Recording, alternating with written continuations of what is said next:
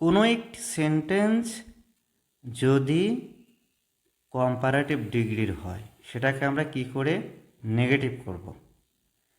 সেটাকে নেগেটিভ করার জন্য আমাদের এখানে যে স্ট্রাকচার দেওয়া আছে সে অনুযায়ী কাজ করতে হবে। আমরা প্রথমত একটা সেন্টেন্স দেখে নিই যেটা কম্পারেটিভ ডিগ্রির সেন্টেন্স। যেমন রানা ইজ টলার দেন বিনা, এটা হচ্ছে কম্পারেটিভ ডিগ্রির একটা সেন্টেন্স। এই কম্পারেটিভ ডিগ্রির সেন্টেন্সটা আমরা কী করে নেগেটিভ করব। সো এটাকে নেগেটিভ করার জন্য আমাদের যে কাজটা করতে হবে, কম্পারেটিভ ডিগ্রিতে সাধারণত দুইটি সাবজেক্ট থাকে, যেখানে বলা হচ্ছে এটা হচ্ছে প্রথম সাবজেক্ট এবং এই দেন শব্দের পরেরটা হচ্ছে দ্বিতীয় সাবজেক্ট। তো এটাকে নেগেটিভ করার জন্য আমাদের ফার্স্টলি এই দ্বিতীয় সাবজেক্টটিকে প্রথম সাবজেক্ট হিসাবে লিখতে হবে।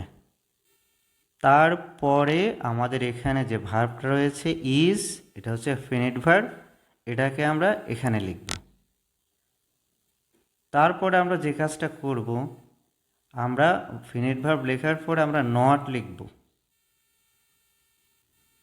তারপরে আমরা অ্যাজ লিখব।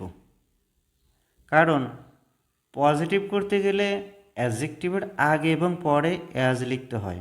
তো এখানে মূল অ্যাডজেক্টিভ ছিল টলার, এটা হচ্ছে কম্পারেটিভ ফর্ম, এর পজিটিভ ফর্ম হচ্ছে টল, এবং পজিটিভের আগে এবং পরে অ্যাজ হয়। তো আমরা অ্যাজ লিখব, তারপরে টল লিখব, তারপরে অ্যাজ লিখব। তারপরে আমরা এই প্রথম সাবজেক্টটাকে দ্বিতীয় সাবজেক্ট হিসাবে লিখব। তাহলে আবারও বলছি, আমরা এই দ্বিতীয় সাবজেক্টকে প্রথম সাবজেক্ট লিখলাম, তারপরে যে ভার্বটা ছিল এটাকে বলা হচ্ছে ফিনিট ভার্ব। এই যে ইজটা আমরা এখানে লিখলাম, তারপরে আমরা এখানে একটা নট লিখব, এটাকে নেগেটিভ করতে হবে, নট অবশ্যই লিখতে হবে। তারপরে আমরা কি করব, আমাদের নট লেখার পরে এই যে অ্যাডজেক্টিভটা, এই অ্যাডজেক্টিভটার পজিটিভ ফর্ম হচ্ছে টল, এবং পজিটিভ ফর্মের আগে সবসময় অ্যাজ এবং পরে অ্যাজ লিখতে হয়। তারপরে আমরা প্রথম সাবজেক্টটাকে দ্বিতীয় সাবজেক্ট হিসাবে লিখব। আমরা আরও একটা উদাহরণ দেখে নিচ্ছি। রুবি ইজ মোর বিউটিফুল দেন ববি। তাহলে ওই একই কথা, আমরা দ্বিতীয় যে সাবজেক্টটা আছে সেটাকে প্রথম লিখব, তারপরে ভার্বটাকে লিখব ফিনিট ভার্ব। তারপরে আমরা কি করব, তারপরে কিন্তু আমাদের এই যে মোর বিউটিফুল, এটা হচ্ছে কম্পারেটিভ ডিগ্রিতে হয়, এটা আমরা এখানে লিখব না, কারণ যখন নট লিখব তখন সেটা পজিটিভ ডিগ্রিতেই করতে হবে।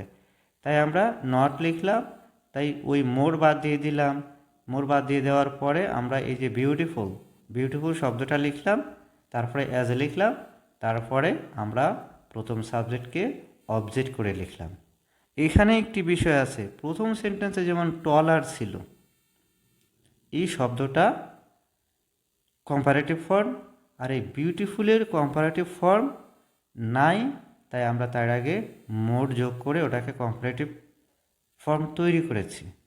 তাই আমরা এখানে মোর বাদ দিয়ে দিব আর বিউটিফুল এখানে রেখে দেব।